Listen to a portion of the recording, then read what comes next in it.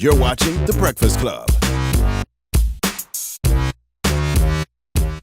Morning, everybody. It's DJ Envy, Angela Yee, Charlamagne the Guy. We are The Breakfast Club. We got a special guest in the building. You may not know his face, but you know his name. Jordan Belfort. Good morning. Yes. Good morning. Welcome. This is who Leonardo DiCaprio played in The Wolf of Wall Street. Right. Leo is way more better looking than you. That's only my mother says not. Everyone says, but my mother thinks that. So yeah. Well, you have a new book out, Way of the Wolf. Yeah. And it's about straight line selling, and you're saying that all sales are the same. Yeah. Well, I've been teaching the straight line system since 1988. Believe it or not, it's almost 30 years. Mm-hmm. And this is in the movie. You know, in the last half of the movie, there's a lot of stuff about the straight line with the TV commercial they had me do. And it's really what I taught all these kids back in the day that allowed them to make so much money. Mm-hmm. And I've been teaching it around the world for the last 10 years. It's a really powerful system. Can help you basically sell anything to anyone. And it's also not just for salespeople. It's for any person, because, you know, sales is life, basically. Mm-hmm. You're always trying to sell yourself, get your ideas across to people. So it's a very powerful book. So The Way of the Wolf is basically the straight line system. What exactly is straight line selling? Straight line selling is basically a methodology that allows people who aren't natural-born salespeople, which is 99.9% of the world, right? Mm-hmm. It gives you a way to approach a sale that a natural-born salesman. See, when I sell, it's so second nature to me that when I walk into a sales encounter, everyone's the same to me because I know exactly what I'm going to do. Mm-hmm. I'm going to take control of the conversation. Mm-hmm. I'm going to do a couple of things in certain order. I do it the same way every time. So what this book does, it breaks down a sale and gives you essentially a formula for doing precisely that. And it's so easy to learn. Reason is because the kids I taught back in the day, they were kids, right? Mm-hmm. They weren't all that smart. I had to be sort of paint by numbers easy. So, and then what happened was after, you guys know my story, right? I went wild and got in some trouble. And then many years later, started teaching it around the world. It worked in every industry and made people rich. So why'd you think the guys you were selling to weren't that smart? Oh, a lot of them they were kids that really didn't. When I say smart, number one, they didn't do well in school. They didn't have aspirations that were they weren't, really money hungry, and they weren't really. They were pretty mediocre. Oh, by the way, I hate those kind of salesmen who think they're smarter than you are. Right? Yeah, I mean, they just, when I say the word smart, I mean, they weren't sort of overachievers. It was like Ivy League Central, my firm was sort of, I think what made Stratton so special was that we used to call the straight line the great equalizer. Because it would take people who really never thought they could compete in the world and get rich and allow them to get rich. So you're saying people that were very content with making the amount of money that they were making and being able to just live, but not. I think so. Some of them, I didn't grow up. I grew up in a poor family myself, so I didn't grow up with money, right? Mm-hmm. And I think a lot of the kids were the same. They grew up in lower middle class neighborhoods, and they never were told by their parents they were capable of greatness, capable of achieving whatever they wanted, right? And they came into my company. And then I taught them the skill, the straight line system, and it changed them and made them more powerful, allowed them to really go out there and become very wealthy. Can we do something fun right now? Yeah, sure. Okay, because I read the part where you talk about tonality in the book and selling. Now, Envy used to be a salesperson. He would call people up cold, right, on the phone. Mm-hmm. What is it called? Telemarketer. Telemarketing. Yeah. I would like for Envy to practice that on you, and then you tell him how you would do it. Sure. Okay. So you go ahead and cold call up Jordan. And hey, Mr. Belfort, how's it going? This is Sean from Pelco Fuel. How you doing this evening? Okay, so number one, he's so far so good. So he sounds good so far. He's upbeat, positive, right? He asked you how you're doing. Yeah, that's very good. If you get the average people say, "Hello, Mr. Belfort," he sounded like he was my phone. Sounds like a nice guy. I used to make a lot of money. The only thing that I would change in that, okay, is I would tip it, and depending on what you're selling, is I wouldn't call someone Mr. I'd say, "Hey, Jordan, how you doing?" I'd call someone by their first name because typically familiarity. Well, also, it's a lot of times you don't actually get the person on the phone that you want to speak, depending on what you're selling, right? You get this. So when you say hi, Mr. Belfort, they know you're a salesman. Mm-hmm. If I say, hey, is Jordan there? Then they'll sounds more personable. Well, is it his friend maybe or something? So you get through the second thing. But so far, your voice was good and your tonality was perfect. Okay. All right. Hey. Oh, okay. No, wait a minute. All right. So start over again and do it the right way. Hey, Jordan, how's it going? This is Sean from Pelco Fuel. Hope your day's going great. Okay, now watch how good this guy is, okay? Notice he said, hey, Jordan from Pelco Fuel. You notice how he raised his voice up? He didn't say Pelco Fuel. Pelco Fuel is a declaration. Hi, that's a sentence. It's not a question. You phrased it as if it was a. He said, "Hey, Pelco Fuel, right? You know me. You know me. That's what. So he's got naturally great tonality. So about if 100 people would say that, only one, he's that one that would actually use the right tonality. Well, that comes from being a DJ, and he's been doing radio for 15 years. So but I did telemarketing for 4 years. Yeah, but forget that. All right, let's hear this. I want to hear the sale. advertisement. But you read advertising every day. But notice how he raised his voice about Pelco. So you're like, I guess I know them. So you sounds like start a nice, versus fun like, guy. oh God, who is this? Like, am I supposed to know this guy? So you start listening. Very, very good. Then I would say, home heating oil is going up right now, and I got a great deal for you. I can save you money, close to $200 a year on home heating fuel. Now he sounds like a salesman. Okay, well, what I would do is, I would take a little bit of a different approach. I'd tell you, I'd say, listen, you probably haven't heard of my firm before, but what we're reaching out to people in your area. I would sort of tell a bit more of a story first, and say, if you have 60 seconds, I want to share an idea with you. You got a minute?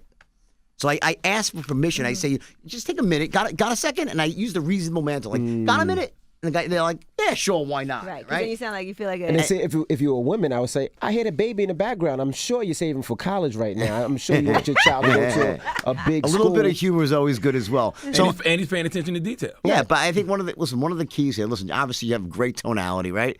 And his instincts are correct. One of the things also is if he was going to do this, I would have you have a script. You want to know exactly. Script, right. You always want to have a script. Say if you telemarketing, you want to know exactly what you're going to say before you say. Because when you know what you're going to say, then you can really focus on A, your own tonality, and B, what the person is saying back to you. So you can focus on their response, and by how they speak, you can tell what their level of certainty is, how interested they are, and so forth. So then I would say, I don't want to sell you anything. I don't need your credit card info. We're not that type of company. If you have 60 seconds, we'll be in your area next week. I'd just love to chop it up with you for a couple. That's called the no big deal tone. It's no big deal. See, we'll be in your area next week. No big deal. So he's got all the tone. So now notice, there's basically a few core tonalities, and he's got them all nailed, right? When you use those tonalities, this is really what the straight line's about. There's actually a subject, just a chapter on tonality. Yeah, which, you talk about that, mastering the art of tonality. Bingo, right. So he's got them naturally, and when you have those, so I'm guessing that you outperformed almost anybody that you were selling next to, right? Absolutely. Of course you did, right? Because when someone has those tonalities, it just radically improves your results. So what this book does is it actually breaks those tonalities down. And here's the thing. Everybody, all of us, everyone sitting here, there's 4 people in the room, 5, 6 in the room, every one of you has used these tonalities at a certain point in your life. You've all spoken like something's no big deal, or you've asked a question, but you don't do it at the right time when you're selling. So the idea is once you learn how to apply it to a sale, it's just dramatic. You become an expert very quickly. Give us a few bits from the art of tonality. Okay, well, like he gave a couple of real good ones, right? Okay. So another one would be sort of lowering your voice to create. I say, listen, John, the reason for the call today. Okay, so you lower your voice. And that sounds secret. You don't want nobody to know. So you're applying scarce. You say, hey, John, hey, listen, reason for the call today. And then they're like, what? So that's a real big one, right? Let me in on this. Yeah, and then how about closing? So when I'm going to ask for the order, I'll use 3 tonalities and I hook them together, right? The first one is called absolute certainty. So when I'm talking certain, it means it's great. I'm positive about it, right? So I say, you give me one shot, and then I go, and believe me. Now I go to a natural calm tonality, which is sincerity. You will not be sorry. Then I say, sound fair enough? And I use the reasonable man tone. My goodness. Did you own a telemarketing firm in Long Island? Or you got everyone you worked for trained with. They I'm sure. They all you learned seem from like me. my boss. Back in the day, they taught me the same he worked for, what was his name? He worked for me, I'm sure. I don't remember. Every one of those guys learned all this from me. Goodness so gracious. I invented this in 1988, and I promise you, everyone that taught you learned it. It was the straight line. Does that mean that this doesn't work on you? Goodness gracious. Oh, I'm the easiest selling. I'm a sucker. Listen, part of the straight line system, right, in the back half being, so you have 2 parts of a sale, right? You have the front half is when you make your presentation, you ask for the order for the first time. Now, and it would be wonderful in the world if everyone would say yes, but they don't. People have 3 options. They could say, yes, I'll do it. No, I'm not interested. Or the third one is maybe. Maybe is all the objections you get. Let me think about it. Let me call you back. Bad time of year, right? Okay, so when you get hit with one of those objections, right, that starts the back half of the sale, when you get hit with your first objection. So depending on the person, everyone's different. We all have a certain set of beliefs about buying. Some people are very hard to sell to. Some are very easy to sell to. I'm the easiest person. You can sell me the Brooklyn freaking Bridge, okay? I just love to buy stuff, all right? Other people are the exact opposite. So with the straight line system, what we do, there are certain language patterns, we call them, right? Chunks of words that actually could take someone that's usually very hard to sell to, and you actually can lower their action threshold, change their beliefs in the moment, and make them much easier to sell to. So that's another big part of the straight line as well. Now, you talk about in the book, you said your number one asset in business is persuasion. You say in order to create your greatest destiny possible, it all boils down to your ability to persuade. I'm not sure how I feel about that because I'm the type of person who I don't really want to do business with you if you don't really want to do business with me. Sure, yeah. I don't want to force you to do business with me. Yeah. No, I'm not saying the only skill you need is persuasion, but I'm saying it's the most important skill because, you know what? Let me give you an example. Persuasion sales, it's like the salt on everything else. There's by itself, listen, you can't if you just know how to sell, and here's a good example. When I was 22 years old, I went into business, real business for the first time. I launched a meat and seafood company, and I was an expert salesperson just naturally. But I didn't know the rules of entrepreneurship. I didn't know about marketing. I didn't know about cash flow, and I went bankrupt. Because I knew how to sell, so I was able to create lots of selling, but didn't know the other aspects of business, right? That was sort of like my education was when you fail, you learn, right? Next time I went into business was in the brokerage business. Now I knew all aspects of business, and I was able to succeed. The point is selling is the single most important skill, but not the only skill you need. And by the way, it's not just me who says it. If you Google like Warren Buffett, you wouldn't think if they asked him, what's the most important thing that someone could learn? You'd think he'd say learning how to analyze markets. But you know what he says? Persuasion. He says it because without persuasion, Warren Buffett would be the most successful money manager that no one ever heard of before because without the ability to share your ideas, listen, you guys are all very successful here, right? What do you think? It's your ability to communicate to get you. It's not selling someone a product. It's for them to your ideas, your Someone thoughts. might not say yes right away. Your opinions, whatever it might be, the way you guys go about doing your business each day, it makes people want to listen. But we have earned that trust. So when they've been listening to us enough to know that the things we say are honest. Right. Come from a good place. A lot of the things we have said sure. actually come true. Sure. So after a while, we've earned that trust. Now, Jordan addresses trust. So when they hear us, they're like, correct. Oh, yeah. Okay, I can trust them because we have a history of being 100%. trustworthy. Now, That's here's a the great thing. point. So now there's a very big difference. We're talking about two things. One is opening up a new customer, and number two is keeping them. But at a certain point, okay, so over the long term, you earn their trust by being right, by giving them good information, by being honest, ethical, right, and someone they can rely on. But if you sounded terrible in the beginning, you would have never gotten that far. Done. At you get it? You have a certain point to capture the customer. Then you prove yourself with everything else. So again, it's never just persuasion. Right. But without the skill, you don't get to open the door up. But how do you deal with a battered person? Like, I'm a battered person when it comes to salespeople. Like, I automatically, as soon as they start, I think it's bullshit. I say, have a nice day. I won't try to sell to you. In other words, this is one of the biggest mistakes and this is in the system. Listen. But that's not being persuasive. Well, the point is that it's also about time management. Right. In other words, the biggest mistake rookie salespeople make is they try to sell to everyone they speak to. Okay, the reason why I ask for permission, do you have 60 seconds? They say no. Okay, I'm not. See, a person that's that closed off, you're not going to sell them anyway. I'm not going to try to turn around someone that doesn't want to hear about what I have to sell. Right. That's like trying to shove a square peg in a round hole. It doesn't work. So what you're doing essentially is when you're selling is when you were a salesperson, right? They gave you leads, right? They came from marketing. So the purpose of marketing is creates leads, possibilities that you can sell to, right? The salesperson has to sift through those leads and find the ones that are interested and then to open to sell and then sell to them, right? The important part is to do that sifting quickly and elegantly so you're not making presentations to people who are never going to buy anyway. So persuasion only works when people are already open to buying from you? No, not necessarily. The point is that there's obviously a continuum. If someone's completely closed off and not, of course I'm not going to try to sell them. That's a waste of my time and theirs. Going to work with But- everybody. Right. Well, you do encourage people in the book to use their persuasion tactics ethically. Ethically, of course. So Well, I made the mistake of not always using them ethically. And here's the thing. The straight line system, if you read this book, it's really powerful stuff. It is. And you can misuse it. And I caution people not to do that because I made that mistake. And you That's want why to you go went out to there. jail. Yeah, I went to jail. I had to start over. And thankfully, I was able to rebuild. But many people don't. Right. It's a death blow to them. And I really, and this system's so powerful that I want to make sure that you use it the right way.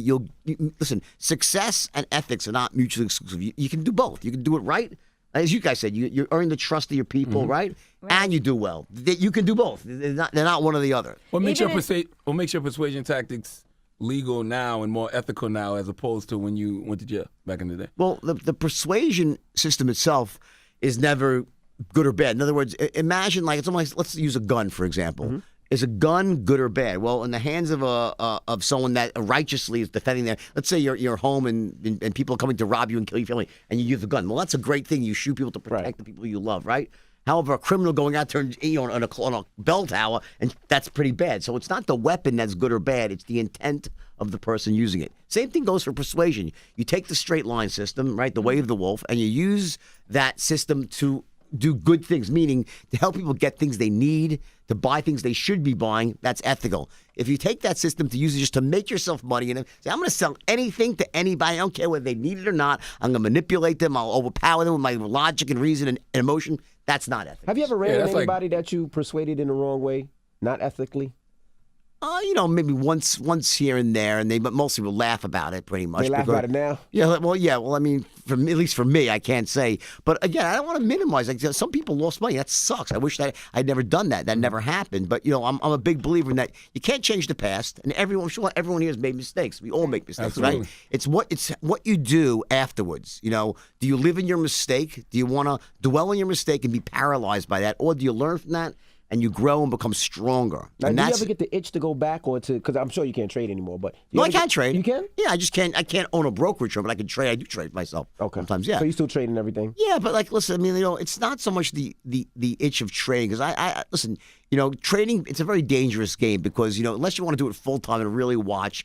There's people that are professionals, right? Mm-hmm. And they're watching every second. So you have to really be up on the latest information to make money as a trader. But for me, the thrill of it all was being in the mix of 1,000 people in the firm and you're motivating them every day. So, I go out there on tour around the world and I give, seminars and stuff. And I get to get that sort of energy where I'm with lots of people teaching them the straight line system. And then, when you're out there giving seminars, do you still have girls that let you sniff coke off their asses? Or that's only in the Wall Street? I'm sober for a long time now, but as I always say, people say, would you do it all again? I said, well, I would change some things, but I wouldn't change the cocaine and hookers. But listen, I got to be honest. All right? No, I said it yesterday on a major Fox, and she goes, of course you wouldn't. No, but the point is not because I like them so much. But listen, I'm 55 now, right? I got a woman in my life. I love my wife, right? And your heart can't take it anymore. I'm pre-disaster. I'm pre-disaster. I already got it out of my system. She knows I'm not going to go out and do it again. So would I do it again? No. But what that was, it represents a life that I had, and then now as part of me, it's a platform I can help other people. So, Right. But I would change the stuff that hurt other people for sure. But self-destructive behavior, hey, that was my life, and it was fun at the time. I won't deny that, Go ahead. Now you talk about trust a lot in here too. Yeah. And I was trying to apply this to what it is that we do as far as music and this industry that we're in. And it's true, like, say, for example, Jay-Z comes out with the album. We're all very familiar with Jay-Z, so we trust that, okay, we're definitely going to go and purchase this album and buy it and listen to it. It's a lot harder when you have a brand new artist that nobody knows to try to, and that's what Charlamagne was talking about persuasion earlier. Yeah. Because we don't have anything to base that on. Just like when you want to get somebody to invest in something, buy something, it's a lot easier when it's a company that's established, that has a good track record, than something that we've never heard of before. Of course. Yeah. Well, I think for people that have not been heard of before, right, this is their first time, well, that's why you want to put some stuff out there for free. That's what free samples are all about. Right. When a company, there's no difference in music. When a company like a Procter & Gamble wants to introduce a new product, they'll give out free samples to everybody. Right, because if it's awesome and it's great, people will use it once and want to use it again. So the idea is, like, for instance, when I was going out there and first teaching the straight line system around the world, now it's very well known. In the beginning, when it wasn't so well known, what I did is I posted stuff on YouTube. I said let them have some stuff for free. Let them get a sample of it. And if they like it and they see the value, well, then they'll want to learn a lot more, and then they'll buy. So I'm a big believer. If I was a musician, I'd be putting free mixtapes. I'd putting stuff. That's what they do. Put it all out there, and you know what? And sooner or later, the right person you'll say, "Wow, this is great." Then you get them on your show. Next thing you know, they start building a following, and that's how. Listen, Unless Jay-Z it's not started great, because first of all, the product has to be great. And if the product's not well, then there you go. So at the end of the day, it comes down to the product being great. And that's what I said. I don't think you should use sales to make something that's great. Sell if it sucks, you shouldn't be selling it. Okay, the idea is to sell great things to people and help them. And also in the chapter 3, the first 4 seconds, you say that you have the first 4 seconds of an encounter to make an impression. Like, for instance, when we just did this exercise where he did the telemarketing, right? Instantly, in those first couple of seconds, when he opens up his mouth to speak, I get an image of what he's like. Is he sharp? Is he on the ball?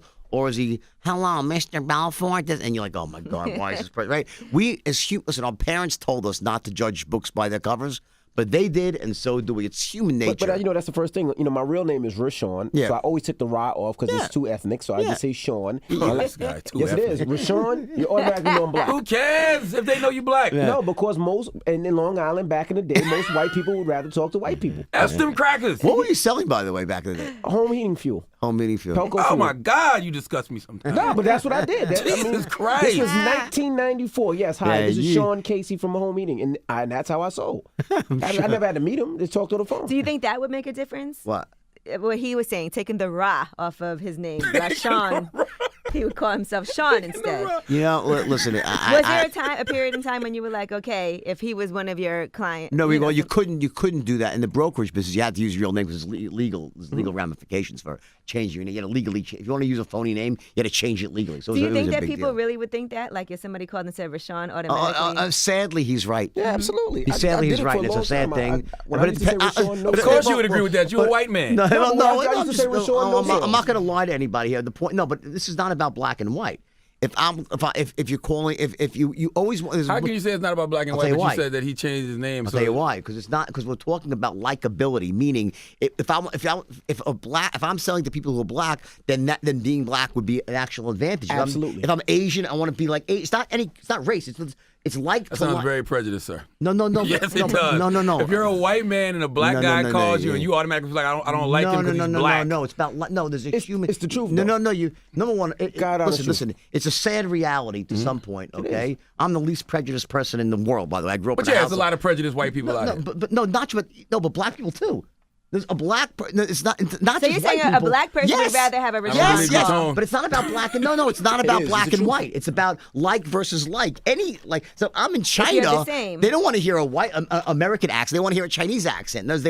People want to speak to the same. It's about human nature. It's not about skin color or ethnicity. It's When I about. call Delta and I know it's a black person, we have a different conversation. It's What's up, my G? What's going on, yo? it's This just is like- a different Well, Listen, conversation. I understand It's both. I understandable. understand everything that y'all are saying, but what you said about how some people are just naturally closed off. Like if I Yeah. call somebody and I feel like I have to change my name and I have to be less black to appease you, I don't want to do business with you. No. It's not about. You see, it's not about black versus white. Okay, it's not or Asian or Mexican. It's not about that. What it's about, it's whoever you're a woman calling a woman has a better shot than a man calling. It's always like versus like because people just associate based on similarities. Now it's so easy. You don't have to change your name. It's not that people will not do business with you. I'm talking maybe for the first few seconds, a natural inclination. Like if that we went to have. the same college. I Yeah, know exactly. that works for me It's just all the time. If same way somebody went to my people, oh my college, God, we're buddies. It's exactly. It's always based on similarity. So what people do as salespeople, sometimes they'll do anything they can to tip the odds in their favor. So for those first couple of seconds, but that will wear off. And by the way, after those first couple of seconds, you're judged based on who you are. Absolutely. Okay, not on your name. Okay, but the point is, what he's saying is, I'm not going to lie to you guys. There is this human nature, and it's not about skin color. It's about just like versus like, man, woman, black, white. Age doesn't matter. So that's my point. I'm not into appeasing white people. But listen, one thing in the chapter, the first 4 seconds, that I think people can learn from is show them your worth listening to. And I really believe that because people run up on you all the time and they want to, give you mixtapes and music, whatever. And I can tell immediately if they're even worth listening to. There you go. And what that's about is, again, it's human nature, is that we see someone, we hear a few words, we instantly size them up, and we've been conditioned since we're yay big little kids, right, to essentially, we defer to experts. When you were sick, your parents took you to the doctor. Right? So, and the doctor said, so what's wrong? You told the doctor what was wrong with you. If it was the nurse, maybe you were a little bit more closed off. So we've been taught to essentially defer to experts. So you want to position yourself as an expert. You want to be perceived that way. Well, how do you do that? It's not in the words that you say. It's something you could say to someone in 4 seconds. Hey, I'm an expert. And they say, what the hell's wrong with you? Right? It's in your tonality and your body language. That's what makes you come across as an expert very, very quickly. So there's certain ways that we do that with the straight line where you can actually be perceived as an expert, even if you're not. But the idea is that if someone's just getting started, right, and they want to be perceived as an expert, yeah, there's ways that you can actually appear that way, even if you're not. But you want to also be working really hard so you can actually walk your talk. You don't want to make it like this a lie. It's the lie becoming the truth, so to speak. Yeah, you show and prove by actions and deeds, Exactly. not words and lip service. Like Bingo. you talk about in the book about how human communication is 45% body language is 45%, but only 10% of words. Right. Well, so words are basically meaningless, kind of. No, well, so here's the point. So here's that's true and not true. So in other words, it's not that the words are the single most important aspect of communication, but only when you say them. Right. See, so often we're communicating without speaking. A perfect example is when you're talking to me, right, and I'm listening. Look at I'm yep, I'm giving you grunts and ooh, yep, got it, These little feedback I give you in my body, it shows that I get you, we're on the same page, we understand each other. There's so much being said without words. When you finally open up your mouth to speak and you say the words, they better be right. Because if you say stupid shit, okay, you ain't getting so far, okay? And that's how you know somebody was really listening to you, because you might be talking to somebody exactly. and they be like, yeah, So and they be like, you understand what I said? Like, exactly. So bingo. So what happens is body language and tonality are almost this hidden language of influence. They make it's unconscious communication. You make a connection with someone, but if the words end up being like, what the hell is this guy talking to me? You're not getting very far. So it's about getting all three types of communication congruent with each other. But the point is that so much we're communicating without speaking. You know, when you talk to traders and you talk to investors, a lot of times I feel like they're bullshit. And the reason I feel that way is because I feel like if they're that successful, why do they need to take everybody's money to invest if they're doing so well? You know, and that's what always made me feel like they're full of garbage. So it's a good question. It's the old thing when you hear, especially like in a seminar, when some guy goes, I have the best trading system in the world. Right. Give me $2,000, I'll show you how to do it. Well, if it was so great, why don't you just put your own money to work and you'd be retired, right? Exactly right. And you're right. So in that sense, when someone says that to you, like in a system of, let me sell you a system, you say, well, this guy's probably full of crap, right? However, in the brokerage world, if that's their job, is they get rich by managing people's money, well, that's how they make money. Their job is to make people's money. So, it's congruent. So it depends on the context. But you have a good point. When someone is on stage and says, I have some magic way for you to make money, if it was so magical, what do you need my money? Word up. Right. So you're 100% right. Can you speak on advanced body language a little bit more? Yeah, well, for instance, right? Body language is such a powerful thing because when, for instance, a man influencing a man is very different than a man influencing a woman. So I would when I approach a woman, I have different rules. For instance, when a man approaching a man, if I was with you, I would never stand directly facing you. We always corner off. We never, because two men together is confrontational. You corner off, and you'll notice, by the way, go to a store and just watch how naturally men will always go at angles here. While a woman, you go face to face, and there's a space bubble. You don't want to go invade the space bubble. That's one of the biggest mistakes that people make is when they get too close to you and they get in your face. You have someone give you a mixtape, and they get you like, whoa. And don't weaponize your body. Yeah, exactly, right? Yeah, so that's perfect examples of body language. But I think that the most advanced body language that I know of and I use all the time is what I just said to you. Is this ability? I call it active listening, and that is when someone people think that when you're communicating, it's only when you're speaking, and it's not true. You're also communicating when you're listening. When you listen to other people, it's when they're looking at you, and you're like, yeah, ooh, and your eye, yeah, So if here's an example. When someone's talking about something that's logical, I'll lean back. I'll say, yep. They talk about their family. I'm like, ooh, I lean into emotion. I lean back into logic, right? When you see a salesperson, because I've done trainings for all the major companies, right? I taught them the straight line system. I've seen salespeople, and I've taped them, filmed them, and a rookie will sit there and not move his body, and you're like, it's like almost so the person can't close a sale. Why? Their body language is so terrible. They just sit still. They don't move. They don't have any. Right. They don't know how to sort of interact with someone else like a human being, like a robot. So yeah, one thing that's very awkward is when you're talking to someone and the person doesn't have any reaction at all. Exactly. They just look at you. So what do you say? You say, well, this person doesn't understand me. They don't get me. I don't like these stuff. You don't like them. There's no commonality. I've heard situations of artists who went to go see different labels and actually didn't sign with the label because the person was on their phone during the meeting, didn't seem that interested, didn't have their attention right there. I spoke about likability before. We spoke about accent, right, and name. But it's so much more than that. It's about that when some people want to associate and do business with those that they connect with in so many different ways. So if it's like, listen, you get me, you understand me. So it's not like you say, oh, I like to fish. Oh my God, I like to fish too. And I start bullshitting you saying I'm a fisherman when I'm really not. The idea is that when you're speaking, I'm in your mouth. I'm like, yep, ooh, looking at you. I'm getting you. Yup, got it. Yup. It has such a powerful impact on the ability to get into rapport with people that when you do it the right way, here's another trick. Well, it's a trick, but it's just a rule, is that salesmen tend not to ask enough questions. They'll go out there and they just try to sell someone without asking everything. questions. Right. Yeah, and the cliche is God gave you 2 ears and 1 mouth. You want to listen twice as much as you speak, right? Well, with the straight line system, what I always do is we call it intelligence gathering, where you want to ask questions. If you ask people questions, they'll tell you exactly what they need, exactly what their problems are, and then what their financial situation is. Exactly, and then then when I'm done asking the questions and I know everything I need to know, I'll say, based on what you said to me, this is a perfect fit for you. Let me tell you, let me tell you why. And now I'm actually selling to you because it benefits. It's not one size fits all. I'm here to ram something down your throat. Right. I know about you. I've learned about you, and that's how you develop I've trust. tailored this Exactly. just for you. Bingo. I've learned sometimes that our body language can be a little deceiving because sometimes people are naturally awkward and they don't know how to communicate, but they end up being the best at whatever business it is that you're trying to do with them. So this is one of the true beauties of the straight line system. So I wrote this book probably for those people as much as anyone else because there are so many brilliant people out there, talented people out there, and you know what? If they are off with their body language and their communication, it's so hard for them to break through because sometimes they'll turn people off. They never get to show their stuff, so to speak, right? And they'll end up dying with their music on their lips, and that's insane to me. So, with the straight line system, the idea is that it's even if you're not a salesperson, we're always selling. We're always trying to, convey our thoughts and hopes and dreams to other people, right? So the idea is, even if you're not a salesperson, you want to become good enough so that you can get your point across to people. So it's not that doesn't hold you back. So this book will do that. It'll get you to a point. You don't have to become me. You want to be your best self.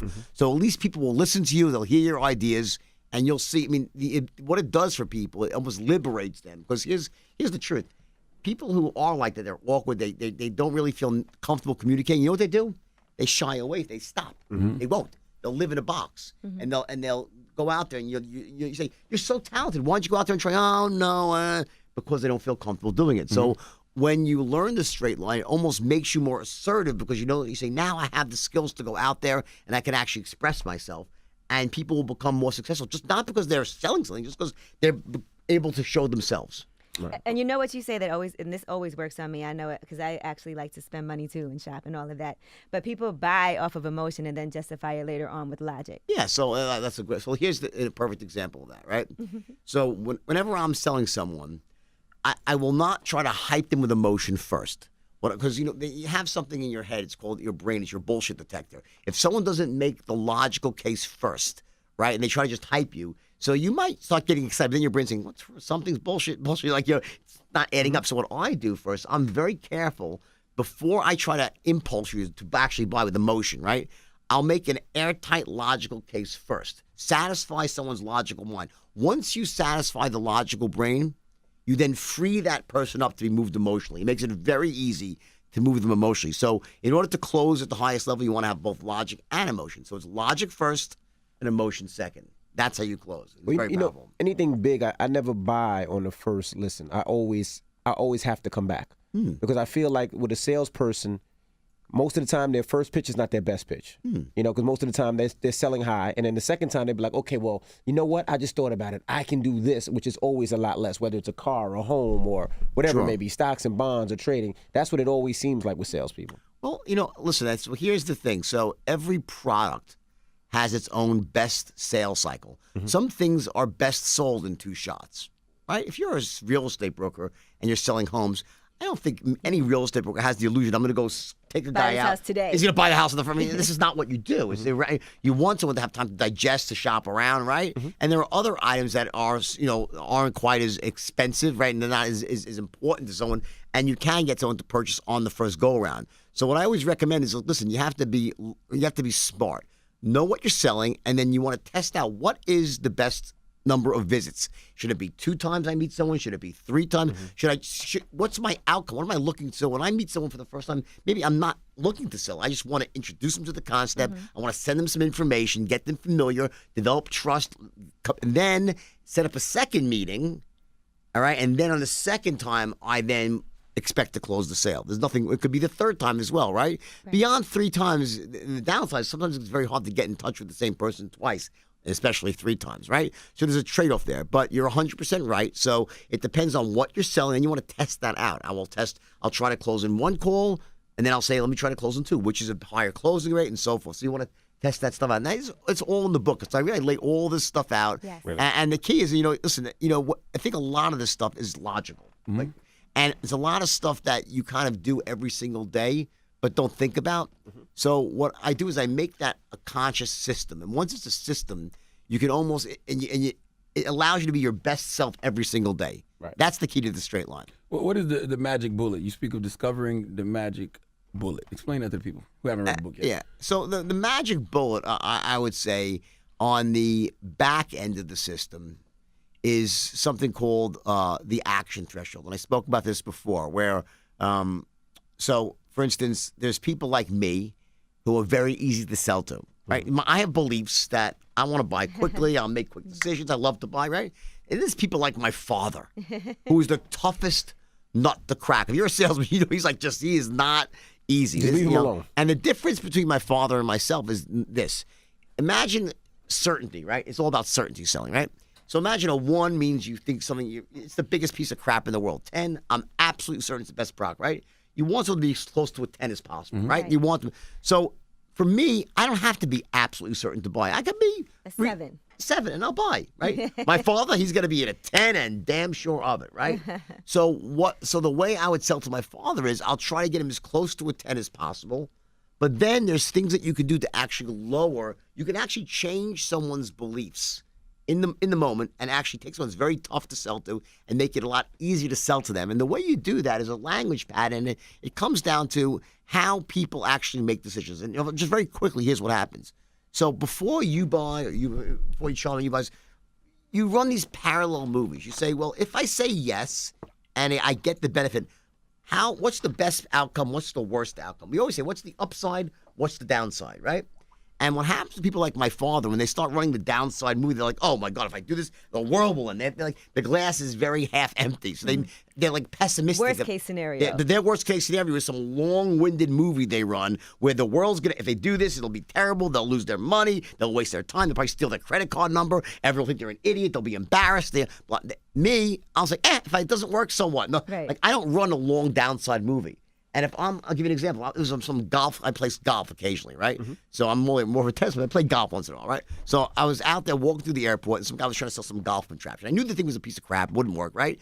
But I said, how much? It was $59. So I said, what's the worst thing? If it's wrong, I'll throw the thing out. $59. But wow, if it does work, and I imagine myself that I'm on the 18th tee of like Augusta, and I'm hitting some perfect, and I actually run the movie about things working out. This long positive movie and a short negative movie. My father's the opposite. He would never allow himself to feel good about the future. He doesn't future pace a decision. He future paces that it goes wrong. So what you do is you use language. You actually change that movie. So I'd say to someone, what's the worst that can happen? Let's say I'm wrong. Let's say you buy this thing and you don't like it. Let's say there's a guarantee you can return it in 7 days. Is that going to destroy your life? But on the upside, if this is even half as good as I say it is, what you'll get is and I start giving them the benefits. They never do because they don't run that movie. And for 1 second, you give them all those benefits, and it actually lowers their action threshold. And then you ask for the order again, and you close them. Now, you know what I want to ask too? You mentioned the $59.99. So when people do that, is it better to round up $60? Does that make down. it, or is it $59.99 make you feel like you're getting a deal even though it's a penny? Listen, people, they've proven, okay, they've tested this stuff out, and someone says $59.97, they make more sales than $60 for whatever ridiculous reason. It's dumb as hell. It's dumb People as like just- that 99-cent it's just, store. They just like it, And then, you ever watch Mad Men? Remember that movie, the TV show, man? This is what those guys did. They test this stuff, scientifically. And for whatever reason, the human brain, we look at $69.97 is better than $70. Right. Same You watch thing. Billions also? Yeah, of course. Yeah, it's I a was good just show. wondering because you said Mad Men. I was How like, do you like Even when you Billions? see the dollar I stuff. like it. There's a lot of the stuff was like sort of taken from. Your life a little bit? Yeah. That's Seems what I was like a little thinking bit. because Yeah, it seems I like a love little bit. Billions. Yeah. I get Billions and Wolf of Wall Street confused. Like it goes in and out. Sometime in Billions, I got annoyed in the first season because they were talking like in too many parables. Like everything was about like, you don't pin the tail on the dog. It's like, oh, too many metaphors. Yeah. Stop with the Little metaphors. cliches. Like, no one speaks like that. You know what I mean? You don't take down a king by, oh my God, not another metaphor, It's one of my favorite shows. How often do But you it's a good watch, show. How often do you watch Wolf of Wall Street? In the beginning, I watched it a bunch of times. I don't watch it anymore because it's, I've seen it so many times. But I've lived it. Sometimes I lived it, but sometimes oh my God, like it's a little embarrassing. When you see yourself or you hear yourself. It's On like, Quaaludes. Yeah. So listen, it's a great movie. It is, and in some ways, if you watch the movie, that last half of the movie, a lot of it is about this book, the straight line system. There's a whole infomercial Guy right here, man. Good. You're going right back to the straight line Every system. other thing is the book. Yeah, right. It's Working. We have it here. That's because that's Jan speaking. Did you Talk about the book. You have the same Exactly. agent. You have the same Exactly. agent. And she's like, talk about your book. Talk about your book. Mention it. Did you have all those cars in the book? All those cars were your cars? What's that? The Ferrari, the Lambos, those are all your cars? Oh, yeah, I had all. Not those particular cars, No, I but mean, yeah. but- Listen, I'll tell you, when I first got rich, I was 25, really rich, right? 24. What's the first thing I bought? A white Ferrari Testarossa. You know why? Because Don Johnson had one in Miami Vice. Oh, Yeah. gosh. Because when you're a kid, you don't have money growing up. You watch TV, you see how people live, right? I was like, I want that. I want to live like Richard Gere and Pretty Woman. It's like, I was like living all my adolescent fantasies, including doing massive amounts of drugs every single day, right? And I just went wild. And at the time, it's interesting. I always say things that make sense at 25 don't make a lot of sense at 55. Right. And back then, it just seemed like that's how we're doing things, and it was the way of things. It was like Animal House in a brokerage firm. Well, Basically. that Ferrari, because it was in that movie, it went up in price. Like, Oh, I know, it I went know. shot up. Oh, I know. That same Ferrari is actually on sale right now. Yeah, so my Ferrari, someone was selling with the original Ferrari. papers. Yeah. Yeah, It was like an I extra seen it. $75,000. Yep. Yeah. I didn't even know what Quaaludes were until I saw Wolf of Wall Street. When I realized that was Bill Cosby's drug of choice, I was yeah? like, wow. Those, oh man, they were really good. I gotta say, thank God they're illegal. They And looked, by the way, they looked terrible, judging by how. Thank God they're not around anymore because and anyone who's like my will say, oh, they would give you this euphoric feeling, But then you see what you look like to Oh, other people. And But when you're doing them, you're like, I think I look perfect. So they're like ecstasy and Molly, kind of? No, it's not. No, because it's not like that. It's more like imagine like taking 10 beers and boiling them, distilling them down to like one, this like a thimbleful, and injecting it in your main line, and all of a sudden you're like buzzing. It's like this unbelievable euphoric buzz that you get.